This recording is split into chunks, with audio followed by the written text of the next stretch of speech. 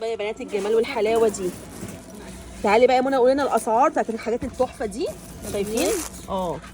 جمال جدا. شايفين الجمال؟ هدايا بقى ليكي الشنطه في شنطه الاولاد بتبقى تحفه، بتفرحي ولادك. جمال جدا جدا يعني.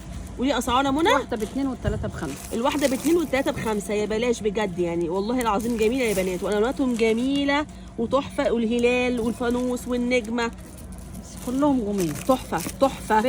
العيال بيعلقوهم على الشنط بتاع المدرسه. يلا يا منى نغني حلو يا حلو.